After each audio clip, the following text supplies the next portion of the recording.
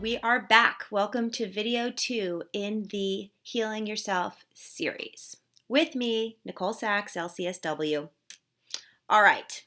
Today's video is called The 3 Requirements of Healing. And it's important for you to get these 3 before we go any further.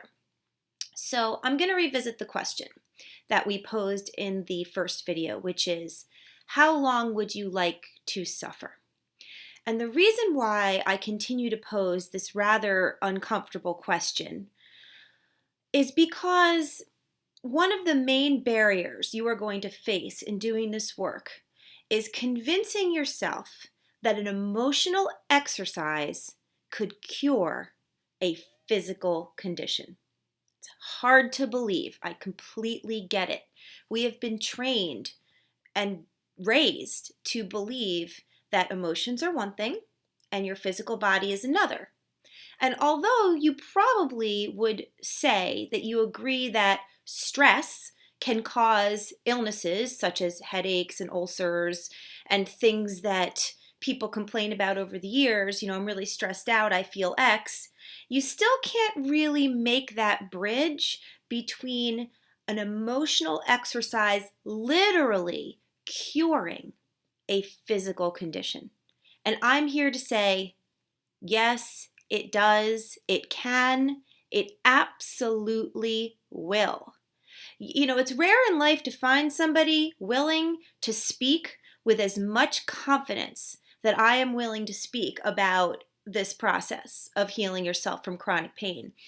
And I think the only way that any of us can ever speak with this much confidence is once we experience it ourselves.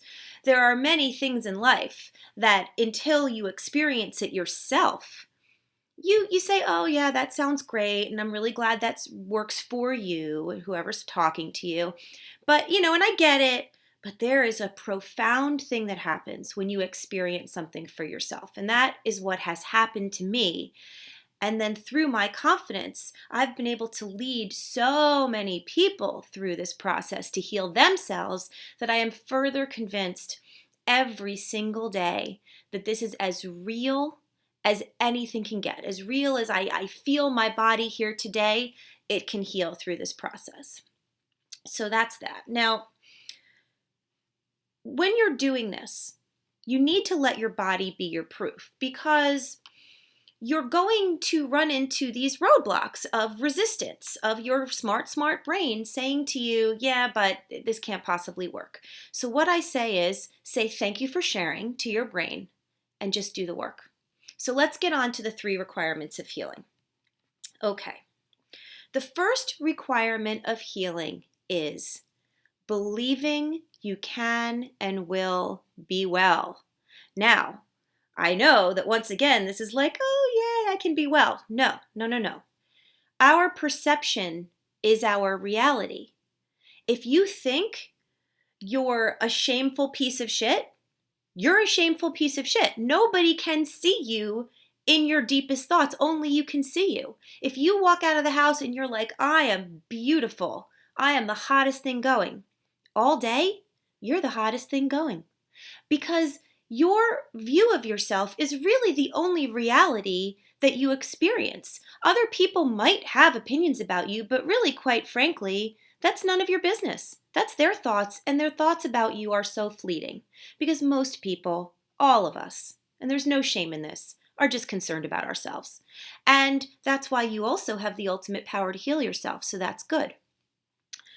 Now, your emotions are killing you, but not because you feel them, because you don't.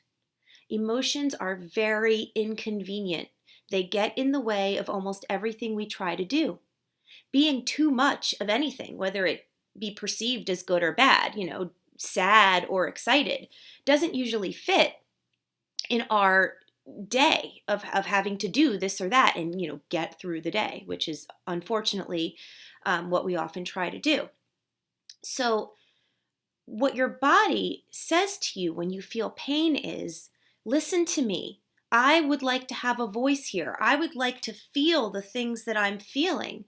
But we often and subconsciously and reflexively just shut it down. You're not convenient. I don't want to hear you. Leave me alone. And that necessitates pain. Because when we shut down our emotions and we say, I won't listen to you, oh, they'll find a way. Oh, you won't listen to me? How about a migraine? You'll listen to that. You're going to stop what you're doing? You're going to go lay down? You're going to take a pill? You're going to turn off the lights? Gotcha now. This may sound crazy. I promise you, it is true. By unveiling and unearthing and excavating these emotions that are simply asking to be heard, you will no longer have pain. So let's talk more. So the first requirement of healing is that you decide, you make a decision. It can be a temporary decision. I can and will be well. I can and I will. And I'm just going to suspend my disbelief and I'm going to feel that today. The second requirement of healing is do the work. I'm going to explain to you the work. I'm going to explain it clear as day. Don't worry about it. Don't question it. Don't, be skeptical about it and say, oh, well, I don't know about this work. Just shh, be quiet. Do the work. Do the work I ask of you and let your body be your proof. Be your own little science experiment. Do the work. Resistance is our brain's way of keeping us what I like to call safe in the unsafest way. So you're safe, right? You're safe because you wake up and you go through your day and you take care of your kids and you do your job and you walk your dog and you cook the food and you clean the house or whatever it is that you do. And you think you're safe because, it's your way. It's the way you've always done it. And your brain really wants it to keep it that way. And so even if pain is part of your day, it's something that you're involved in, it's something that you do to manage your pain, you're going to do certain things to manage your pain, that becomes your normal and your brain wants to keep it the status quo. So resistance is your brain's way of protecting you. It says, no, don't change things. No, what are you doing? You're journaling. You're going to look at your fear. You're going to look at your anger. You're going to look at the fact that you hate your mom, that you don't believe in God, that you wish you never had children, that the job choice you have is a mistake, that everything you're doing is a lie, and you're going to understand as you learn to get to know me that these things aren't necessarily true, but there is a place in your heart and in your psyche that they are true for you. And those things keep you sick.